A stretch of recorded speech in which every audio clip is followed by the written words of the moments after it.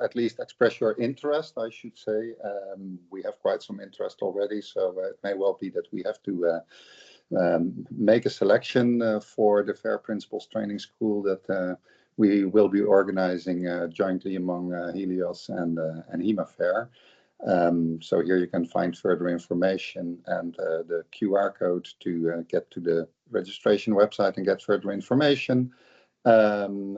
The expression of interest closes this Sunday, February 16th. So if you're interested, then this is where you can find more information. And with that, I would like to, head over to my presentation on the OMOP Common Data Model, OMOP CDM for short. But before I do that, I think it's good to briefly introduce myself.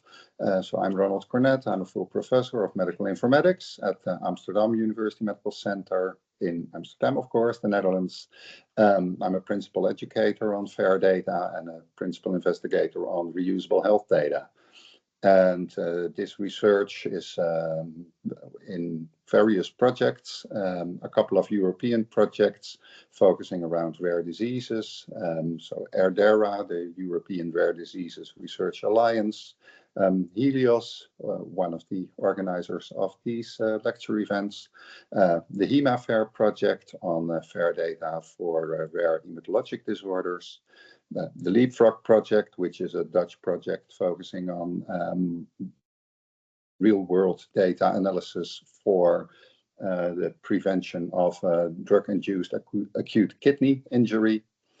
Paladin, in which we intend to develop a so-called interaction, bringing together patients and providers and researchers on rare neuromuscular disorders. And LearnFair, which is soon to be started, in which we intend to develop a framework for open educational resources on FAIR data. So, then you know where I come from. And before starting with the part on OMOP, I would like to go back to the previous presentation given by César Benabé, where he explained about models and modeling and showed how models are context sensitive. And here you see two examples of two contexts for a certain model. So one describing an oven as a kind of kitchen appliance from a sales perspective, where you have a stock, where you have the average sales, the brand available, and what it belongs to, or where it goes into, what section it is. And another context in which you see the kind of tasks you can fulfill with an oven, like baking, roasting, and grilling various types of food. So it's good to be aware that all this modeling, there's definitely wrong models, there's definitely good and better models, but there is never one right model. And that brings us to the point that there's actually quite a lot of good models. And there's often heavy debates on maybe which model is better than the other, but I think we should acknowledge that, as César pointed out, models are context sensitive. So a model may be good for one context and less good for another context. So if we look at today's popular models, if you will, or much used models, and especially in the context of rare diseases, I've listed a few. So for those of you involved in registries collecting data on rare diseases, you may be aware of the set of common data elements for rare disease registration, which was developed by through the European Union, the Joint Research Council. Today, we're going to discuss OMOP CDM, which is developed in the context of real-world data. There's OpenAIR, or OpenEHR, if you will, which is an information modeling standard for basically clinical data storage. There's Pheno Packets, which provides an information model focusing on bioinformation. there's CDISC as an organization which has a set of standards focusing on data capture in the context of clinical trials. Then there's HL7 FHIR, which will be addressed 4 weeks from now on March 11th. Data exchange standard focusing on clinical data exchange. And one of the models, well, I could say we're guilty of developing ourselves, is the CARE semantic model, which is a semantic information model coming from the domain of rare diseases, and as an attempt to integrate some of these information models using the semantic underpinnings. And well, if there's many of such models, as you see, from, well, it's the typical saying from Andrew Tannenbaum, the good thing about standards is that there are so many to choose from. And well, I think this shows there are quite some standards you can choose, and you must really define your context and decide on the purpose for the models to decide what standard to pick. But often, of course, data will not be used in a single context, but data may be used in multiple contexts where you want to bring together, well, your data from your clinical record, maybe represented in open air. You want to do data exchange with other parties, maybe using HL7 FHIR. You want to perform clinical trials, partly reusing your clinical data, and then you would also need CDISC for the study data. And you may want to analyze your data for which you would want to use OMOP CDM. So that means that there is a need to bring together those various standards. And then, well, there's this saying about standards. Standards, they are like toothbrushes. Everybody uses them, but nobody wants to share them. So the challenge is, how do we get these standards being kind of toothbrushes to be used and to be reused by as many people as possible, and by many initiatives, by as many studies, organizations as possible. And to do that and to work that way with standards, well, I think my first saying is always, any standard is better than no standard. And I can imagine that it can be challenging for people, for organizations, thinking, yeah, there's, as Tannenbaum said, there are so many standards, I don't know where to start. Or maybe I choose today and tomorrow things change. But in practice, having things standardized in one way makes it easier to represent information according to another standard. That's easier than doing it from scratch, because if you start from scratch, there is, to a large extent, always the challenge of understanding what the data is about and what the meaning is of labels and what the meaning is of tables and of the elements used in a data set. So once you have done that and you have represented the information or the data in one standard, it becomes easier to represent the data using another standard. And if you have represented the data in one standard, you can perform a mapping or a conversion, if you will, to get from one standard to another. And fortunately, there are quite some initiatives, and you could also say, unfortunately, it's needed, but fortunately, as it is needed, there are quite some initiatives in collaborations among the various standards.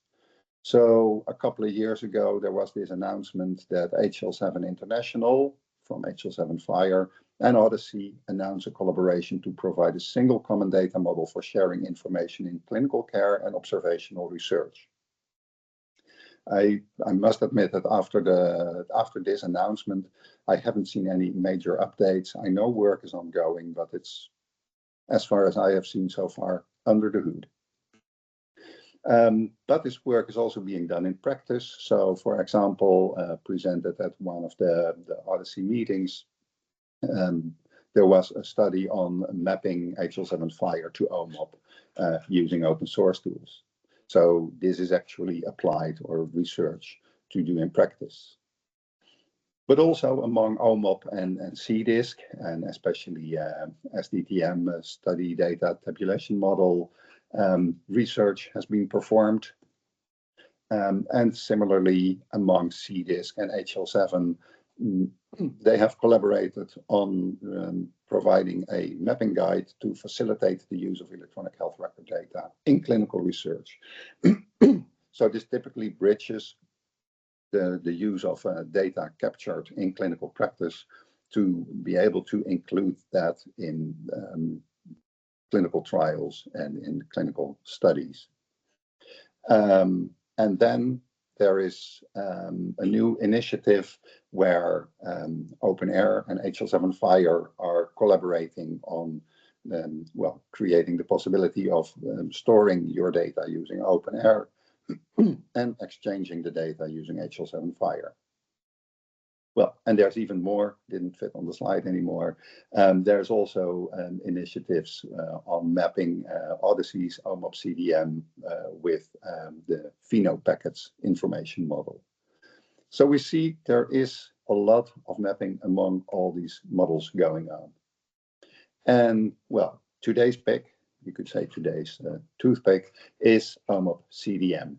So in the context of OMOP CDM, I would like to talk about where it comes from, the Odyssey initiative, the aim of OMOP CDM, and basically of all of the Odyssey initiative. Then a bit about the approach, and especially the focus on the model, the OMOP CDM model. Then a little bit about the tools that are available, and well, a summary on an initial summary on experiences that we have had applying or working with OMOP CDM. And then I will be sure to allow for questions afterwards.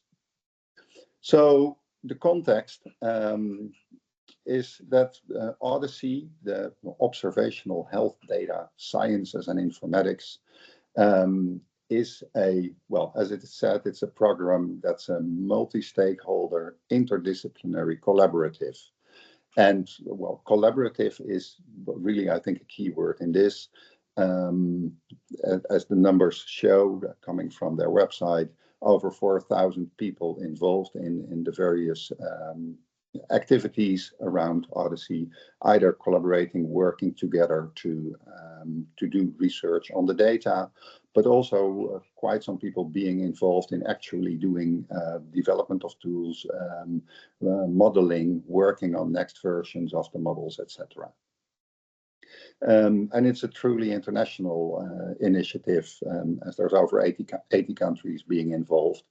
And people who have joined the so-called research networks from Odyssey in total apparently now have over 800 million unique patients available to be included in research. So maybe starting from that, how would that work? If you're interested in performing research, you would once having joined the Odyssey community, which is basically expressing your interest and joining and registering with an account at no cost, you can then reach out and say, okay, I would be interested in performing a study on topic X, the use of a certain treatment on a specific patient population. And you could reach out and see if you can find people interested in participating in such a study. And then if from around the world you get your feedback and people saying, I'm interested in joining that study, then you basically start the collaboration, and collaboratively you will define what exactly the research question is, what data would be needed for that. You would discuss with the partners if they have the data at hand, and you can develop queries which you can then send to the partners who join in this endeavor, who can then provide you with the aggregate data. That will be the prototypical use case. It may be that people are willing and able to also share some of the data, but in general, I think it is the performing the aggregation, and then you bring together the aggregated data on which you can do your further analyses. So it is a collaborative, it's truly international, and it's at quite a large scale. And the aim of this Odyssey initiative is to come from real-world data to well, clinical evidence. So we have all these data in patient records around the world, and there is so much that can be learned from these data, and still this isn't really happening. So the original idea and still the primary aim is how can we leverage this clinical real world data to learn from what we're doing and to determine whether, well, for example, as in my example of drug efficacy, whether drugs work in real practice, in a real world case, as well as they worked in a clinical trial or in a study. So to that end, they said, okay, we need to be able to bring together, or to at least to harmonize these heterogeneous data that are around the world. And that can be around very different types of observational data, not restricted to any age group. So it could be pediatrics, could be all people, could be elderly, could be socioeconomic data, could be inpatient, outpatient data, primary care, secondary care, etc. And also administrative data around that. So all these data can provide input to the building of evidence. And well, that can be for various purposes. So it can be to determine if it's feasible to perform a clinical trial. It can be to gain insight in the natural history of a disease. And it can be done to improve the quality of care being provided, for example. So there's a whole lot of purposes for which these real-world data can be used. And the approach in this collaborative was the OMOP CDM. And well, just so you know, OMOP, that's basically the former name for Odyssey. That was the Observational Medical Outcomes Partnership.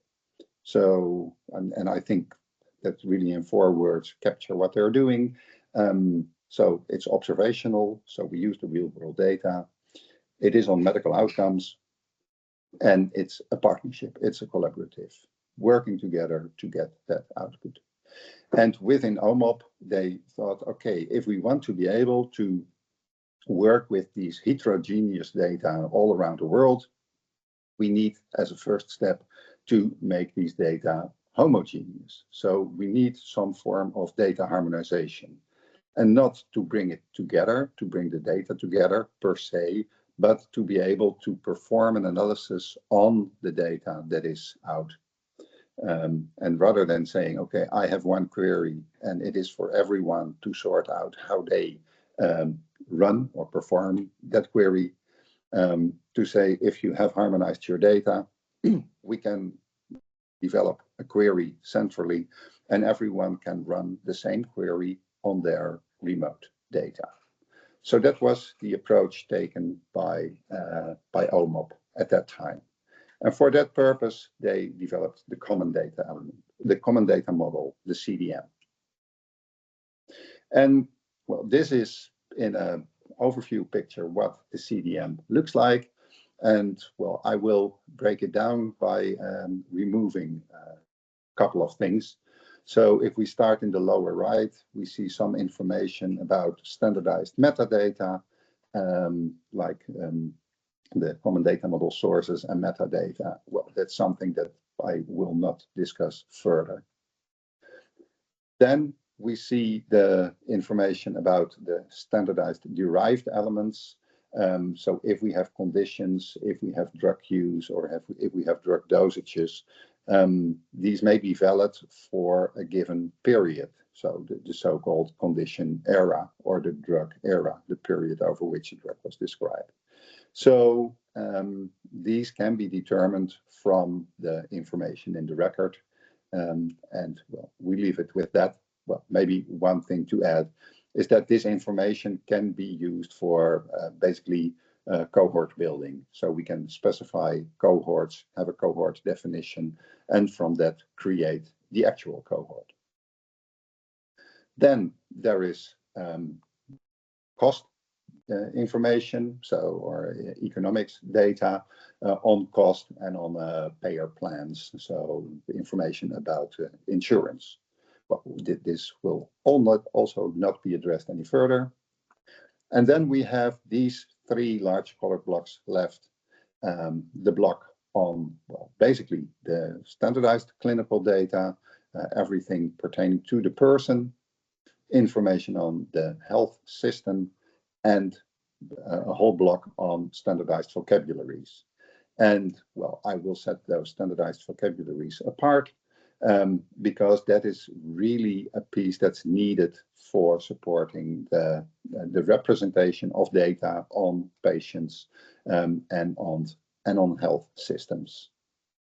So, and with health systems, this is like the healthcare provider organizations. So this can be hospitals, can be outpatient clinics, can be primary care, and the providers involved in those organizations.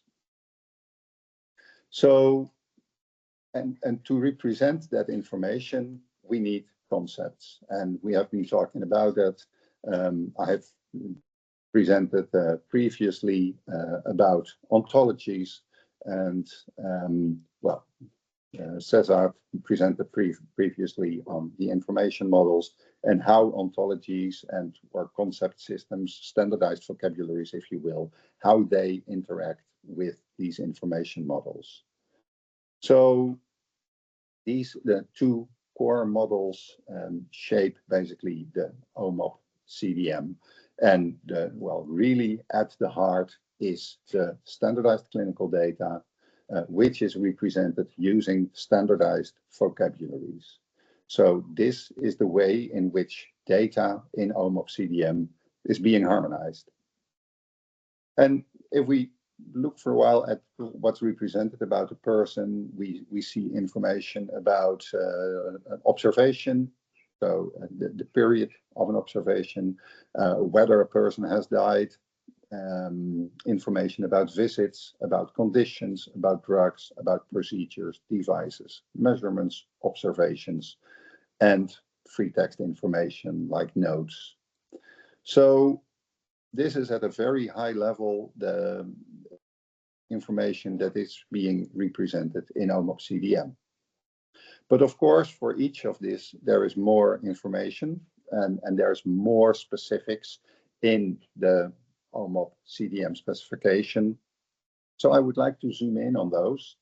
And then we get back to the full colorful picture where we see the same colors as we saw earlier, information on the clinical data, on the vocabularies, etc. But for now, I want to zoom in on the person and on the concept systems. So here we see in as headers the various concepts mentioned on the previous slides, like person, like observation period, death, visit occurrence, etc. And this is not complete. This is just zoomed in for readability. So then we see that for a person, the model describes what is to be captured or what can be captured. Primary keys are underscored. So for a person, there is a person ID. And then a person can have a gender concept. And here we hear the word concept again, and we will see that a lot of times. There's a year, month, and day of birth, and maybe a birth date time as a single attribute of a person. There's a race concept, ethnicity concept, etc. And well, for each of these elements, a set of attributes is described. So an observation period, again, has an identifier. It relates to a person about whom the observation is. An observation has a start date, has an end date, and well, there is a type of period for this observation. And well, all of this is interrelated. So and you see the little arrows coming in or going out of the various tables. So if we look at the top middle condition, and then I'll move on from this slide, we see the condition occurrence again having a primary key, the person it refers to, the condition, well, the actual condition concept. So, and that is where you should think about, okay, maybe a patient has, well, sickle cell disease. So the condition concept will be some kind of concept identifier for sickle cell disease using the concept tables that I will look at shortly hereafter. Start date, time, maybe end date, time. I think that will not go for sickle cell disease, although treatment is on its way, I think. So condition type and status, and there are things like maybe the conditions being in remission, reoccurrences of conditions, etc. And information on, for example, the visit when the condition was detected, etc. So this is a standardized way of representing all this information. And if you, well, participate in the OMOP collaborative, the intent is that you try as much as possible to represent your data using this model and represent your data using the concepts that are used in the Odyssey community. And well, also for these concepts, there's a whole specification, a definition of how they are specified and how they interrelate. Fortunately, this is things that are taken care of by Odyssey. They have tooling. They help to like import new versions of vocabularies to keep your database up to date. So it is not that you need to study these concept tables for yourself. I think the major part of the work goes into populating these, let's say, the blue tables, which are shown here. And when I say tables, it really means that in the Odyssey community, they have not only specified this as a model to say, okay, this is our CDM and well, do with it whatever you like, but they have also provided a tremendous amount of tools for supporting working with this model. And actually, this is a step-based approach, and I will not go through all the steps because, well, I can only touch upon them now. And, well, there's many much better sources actually than that I could do. So I'm just referring to the initial steps or at the high level.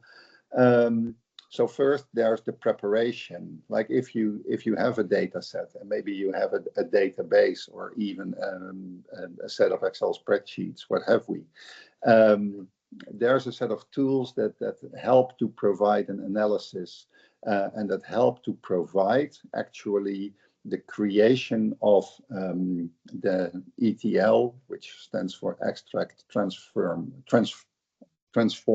load scripts, so that you can import the data that you have in your proprietary database or maybe in your, well, Epic database or whatever, but in a non-Odyssey format, to transform those data and import them in the OMOP CDM table structure. So there's tools to scan and to help mapping. For example, and we have done some experiments with that. If you have, and that was the case for us, proprietary labels for observations, well, you would want to harmonize those. So maybe one organization calls it hemoglobin, another organization calls it HB, and maybe there's more types. And you would want to scan those labels and you would want to annotate those labels with, well, if it's observations, with LOINC codes.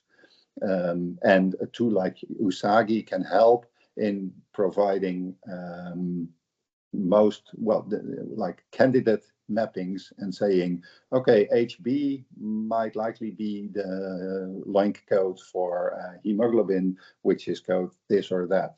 And in that way, well, guide you in the process of harmonizing and in standardizing using, in this case, the LOINC vocabulary. But that doesn't stop with LOINC. I mean, that could also go for medications, maybe for specific conditions, if you have those represented in your data set or in your data model. Well, it helps to find matches in a large repository of vocabularies, which is on the third bullet, Athena. And then, well, if you start to do that population, if you will, then there's tools to scan the data set and to help create the extract, transform, load scripts to import the data in the database. And they are called Rabbit in a Hat and White Rabbit.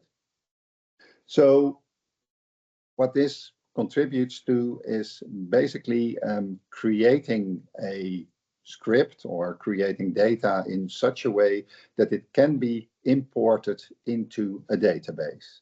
And within the Odyssey community, well, scripts are provided for generating the data structures in the database, like a PostgreSQL database or a Microsoft SQL database, meaning that you have an as much as possible standardized database with all the tables exactly as they are, well, represented as I was showing previously, like having the patient with the patient ID, etc., etc. Because, as I said, the intent is to really harmonize and to make sure that the data looks as much as possible the same all over the world in the partners in the Odyssey consortium or the Odyssey collaboration. So once you have prepared your data, pre-processed, if you will, you can run the loading scripts and it will generate the database for you, and it will import your data into the database. And actually that's transforming to the database format, well, isn't always trivial. I mean, you can imagine that if you have a made-up example, a database in which you haven't separated first name and last name, and suppose that Odyssey does separate first name and last name. I don't think names are in there anyhow, but as an example, you would need to tease out and determine, well, where's the boundary between first name and last name. And the same goes sometimes for things with dates and date representations. And well, there can be various kinds of conversions that are needed or transformations to get from the data as you have it to the data according to the OMOP CDM format. And that's maybe also relating to what I said previously. Well, that is basically the hard step to do that.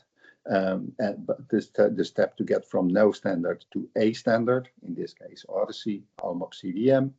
But once you have that, it will become increasingly easier to move from one standard to another through all the harmonization collaboratives that are in place and that are still, well, coming to existence.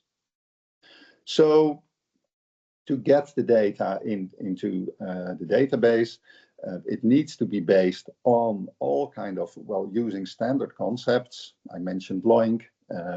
Well, there's many more vocabularies that come in place, of course. And these are all available through Athena. And on the Athena website, athena.odyssey.org, I should have added a URL, I realize. In the Athena website, you can browse this vocabulary and you can see all the vocabularies that are in there and well, get some experience. And what Odyssey did was, as much as possible, including the vocabularies like SNOMED, like LOINC, like ICD, etc., and create mappings across the original codes and a proprietary Odyssey or Athena ID, so that there is an internal identifier, but it maps to the existing identifiers, the existing codes in SNOMED, in LOINC, in ICD. So in that way, you get an as much as possible harmonized representation of your data. And once you have done that, and once you have reached out to partners to run a global study, you can use a tool called Atlas, which is basically a cohort builder. So you can express the criteria for inclusion in the study, and it can be age criteria, that can be maybe occurrence of a condition, maybe excluding occurrence of other conditions, types of treatment, etc. And in that way, you can build a cohort based on this standard representation. And ultimately, as a a last step in this collaborative part is then to create the query to perform the analyses. And I would need to check, but when I last checked, which is a while ago, this querying was largely performed using R, the language R, so that you would write your R scripts or queries, if you will, to perform the analyses on the data coming from such a cohort. So you would then run Atlas to create a cohort, and on the cohort perform the analyses. And well, as I said, not only you would do that, but all the partners in a study collaboration would run the same query on their data, and then the results, the aggregates, are being brought together to be pooled and to be further analyzed. So it is really, I think, the importance that the common model is not just a common model for the sake of a common model, but it's really a common model which is supported by software, by tools to really get a common ground at a technical level as well. And I think that in the Odyssey community, they did a great job in also describing their way of working. They have developed also collaboratively and available online and as a open source book, the Book of Odyssey.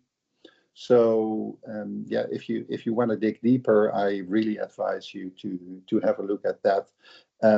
There's also instruction videos, and in Europe over the last 5-6 years, there has been the Eden project, which was an EU funded, I think, an IMI project. And from Eden, they have also developed a whole set of training videos, which were brought together in the Eden Academy. So, and Eden is EHDEN. If I remember, I'll add it to the slide. So there's a lot of material. There's a lot to learn on that. So, well, as a last slide, I want to, and I started with that already, have a brief reflection on our own experiences. We have gone through this. We have been setting up the technical bits. And I must say, initially, this has been challenging sometimes to get everything going, and then you have done 2 steps, and then for the 3rd step, you need to find out. So you may sometimes need some endurance and some people with technical skills to do this. But well, it is definitely doable. The great thing I forgot to say, it is all open source, free software. So like PostgreSQL is also a free and open source database. So it is there is as little as possible cost involved in terms of licensing. Of course, there's the cost of all the work that needs to be done, but to set up the infrastructure, there's, I would say, little to no cost on, I think actually no cost on the software side. So this gives a great potential, and actually within the Odyssey community and also within Eden in Europe, they have performed quite a set of studies demonstrating that it is really possible to, if you want, like over a weekend, organize a kind of well, hackathon, connectathon, or I don't know what they have labeled them, to really say, okay, let's define a study. Let's find the partners, let's define the queries, let's run the queries, let's pull the results, let's do the final analyses, and let's write a paper on it. Well, and that really over a weekend or in a few days or in a week. Well, at a scale and scope that I think is normally impossible when you want to do that without having your data harmonized. Because then, well, you're already months ahead in getting your data aligned. So it's much more than great potential. It does really deliver. And like I said, it's not a model for a model.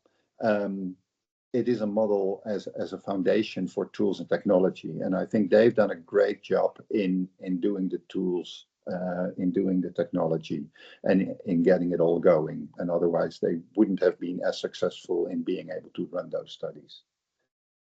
So one caveat, I think, is that, well, there's still well, modeling differences, but to add to that, also differences in things like data quality and maybe hidden bias in data sets, for which you need to be very cautious.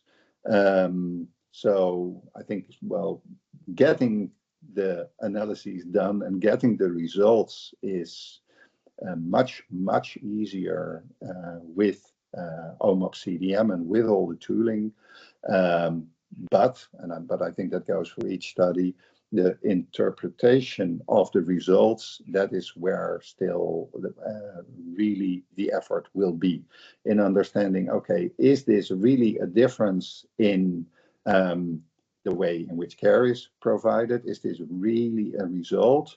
Or do I see some artifact in, well, coming from different ways in which healthcare is organized around the world, maybe different ways in which information is being represented, leading to different mechanisms for missing data, etc.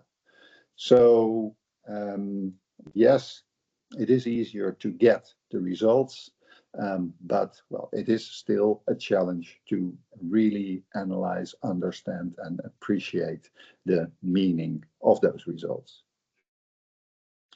And with that, I have a blank slide.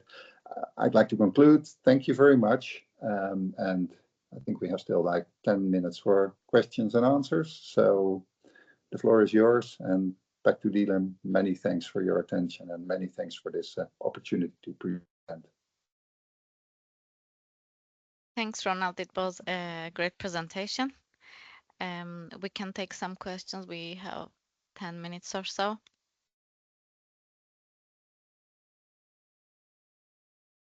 Does anyone have any? Okay, Petros has. Hi, thank you very much, Ronald. Great presentation. So in one of the first slides of the presentation, you mentioned different models that can be used, including OMOP. So, and I guess maybe there is no right or wrong decision when you start from scratch, but is there any guidance in terms of which are the strengths and weaknesses of each of these models so that you can choose one of those to start with when you have nothing? Yeah, good question. I think it will really depend on the question, what would you want to do with it? So, and as a, or maybe as a first question, what is the data that you have? For example, we experienced in a study that we did that, or in doing a, or intending to do a transformation, we wanted to transform data from a registry. And then an easy comment could be, well, yeah, but a registry is not truly observational data because it is already like a secondary data, if you will, because it is extracted from a clinical data system and a health information system. And there we also found out that, for example, in the registry, the unit of observation, if you will, wasn't a patient, but was basically an admission. So if one patient was admitted twice, that would be 2 admissions, but it would potentially be hard to determine if it was the same individual. And then if you have OMOP CDM, but well, I think basically this goes for quite a few of these models.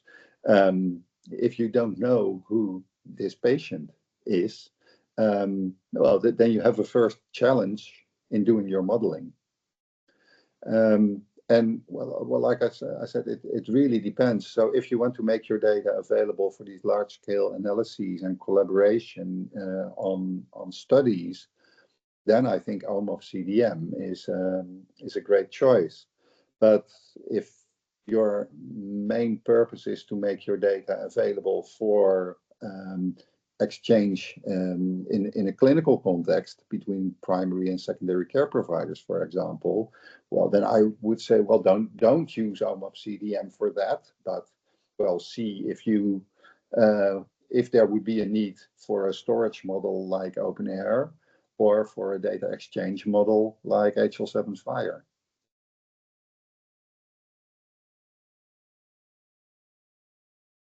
Thank you.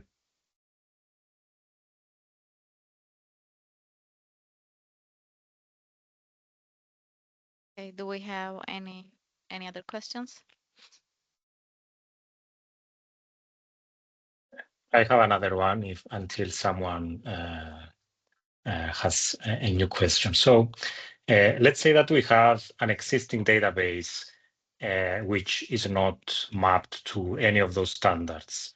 And we want to map this to OMOP. I guess we will need to have the OMOP model on top of our database and then have this ETL to transfer the data.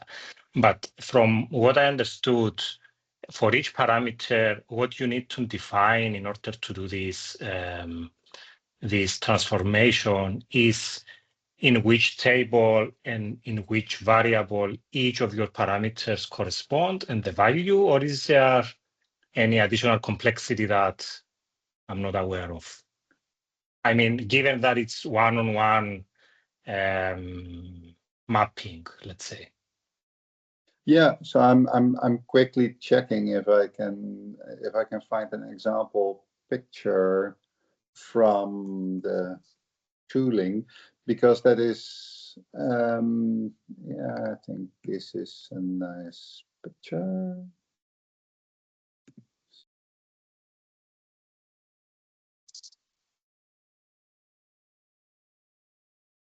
And once I have the picture, I'll share it on my screen.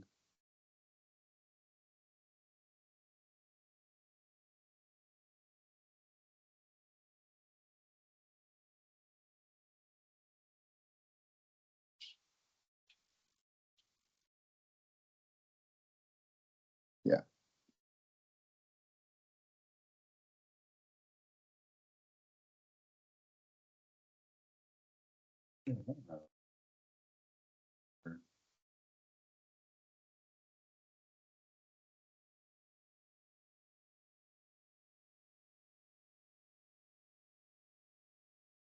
Yeah. So here you see how, well, as I mentioned, White Rabbit and Rabbit in a Hat can help. And here you see, and it's, yeah, I think the image is a bit low resolution.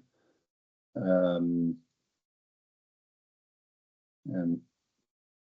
yeah, so here you see how you map a source table to the CDM structure.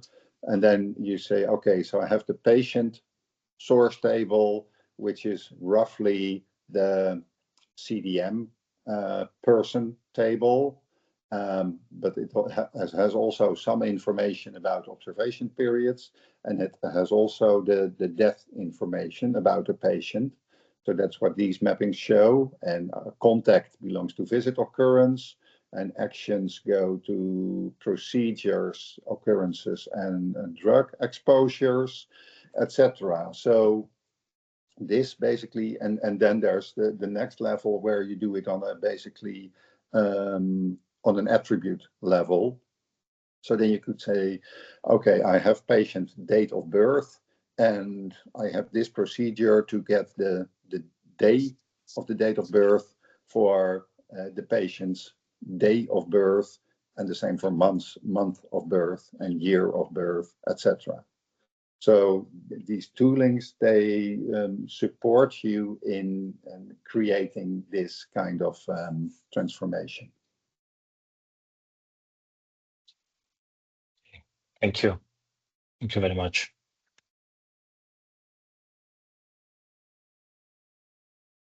Any further questions? Feel free.